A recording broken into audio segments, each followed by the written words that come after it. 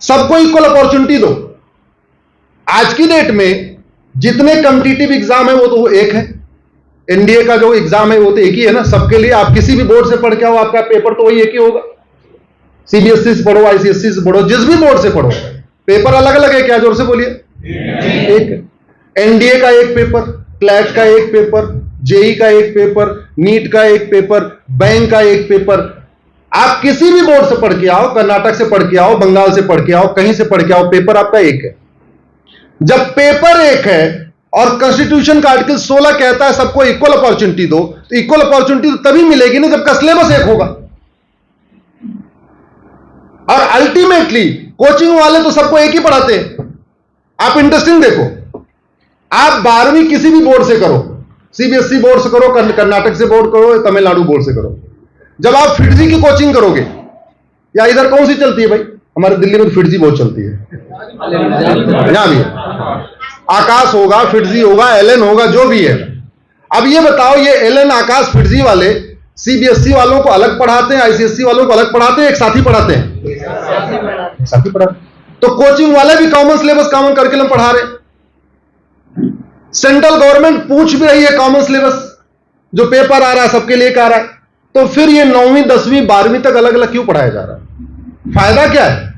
क्यों? अरे बेस्ट, अगर आपको लगता है कि नहीं भाई ठीक है हमको ये पढ़ाना मैथ में, तो ठीक है, एक एक्सपर्ट टीम होगी मैथ की, वो भारत के सारे स्टेट बोर्ड की मैथ की किताब पढ़ लेगी, सीबीएसई किताब देख लेगी, आईसीएसई की देख लेगी, जितने बोर्ड है सबकी देख लेगी, सब में से 2-2 चैप्टर लेके एक नया किताब बना देगी, 50 चैप्टर के हो गए। लेकिन भारत के एजुकेशन सिस्टम को कोचिंग माफियाओं ने हाईजैक कर लिया है। इन कोचिंग माफियाओं ने, जिनका लगभग 5 लाख करोड़ का धंधा है साल का, भारत में कोचिंग का बिजनेस कितना है? 5 लाख। इन्होंने हर राज्य के एजुकेशन डिपार्टमेंट को बंधक बना लिया है, दूसरे शब्दों का ये खरीद लिया है, और ऐसी व्यवस्था बना दिया है कि जो पढ़ाया जाएगा वो पूछा नहीं जाएगा, और जो पूछा जाएगा वो पढ़ाया नहीं जाएगा। क्योंकि जो पढ़ाया गया अगर वो पूछा गया तो आप अपने बच्चे को कोचिंग भेजोगे नहीं। बड़ी सीधी सी बात है। आप कोचिंग तब भेजोगे जब आपके दिमाग में हो जाए कि भैया हमारा बच्चा कितना भी अच्छा होगा, जब तक कोचिंग नहीं करेगा तब तक क्वालिफाई कर ही नहीं सकता, तब तक नीट क्वालिफाई नहीं कर पाएगा, तब तक एनडीए नहीं कर पाएगा, तब तक जो भी है एग्जाम नहीं कर पाएगा।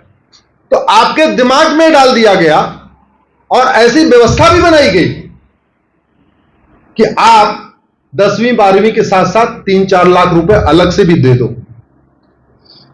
वन नेशन वन सिलेबस से कोचिंग माफियाओं की कमर टूट जाएगी। वन नेशन वन सिलेबस से स्कूल माफियाओं की कमर टूट जाएगी। ये जो 15-15 हजार रुपए 20-20 हजार रुपए महीने की फीस लेते हैं, जब वही सिलेबस 200 रुपए वाले स्कूल में होगा, वही किताब होगी, वही किताब 10,000 रुपए स्कूल में भी चलेगी, तो आप 10,000 रुपए में क्या लिए पढ़ाओगे? किस लिए पढ़ाओगे? केवल एसी की हवा लेने के लिए या बढ़िया चेयर के लिए? अभी उनकी मोनोपोली है कि हमारे स्कूल में बच्चा आ जाएगा तो इंजीनियरिंग कर लेगा, हमारे स्कूल में बच्चे को भेज दो तो नीट क्वालिफाई कर लेगा। हमारी किताब ऐसी अलग है कि जो सीधे सीधे कनेक्ट है नीट से और उससे। आप समझिए भारत के मिडिल क्लास के साथ, भारत के लोगों के साथ कितना बड़ा खेल हो रहा है, और इस खेल में सब शामिल है। सबसे ज्यादा शामिल तो पॉलिटिशियंस हैं। कोचिंग माफिया पॉलिटिकल पार्टियों को फंडिंग कर रहे हैं, पॉलिटिशियंस को फंडिंग कर रहे हैं, उनके इलेक्शन का मैनेजमेंट देख रहे हैं, और उसका नतीजा यह है कि हमारे पूरे एजुकेशन सिस्टम को बंधक बना लिया गया है। और उस एजुकेशन सिस्टम के बंधक होने का दुष्परिणाम यह है कि हमारे बच्चों के अंदर खाई चौड़ी होती चली जा रही है। हमारा बेटा, हमारे ड्राइवर का बेटा अच्छा दोस्त हो ही नहीं सकता। क्यों?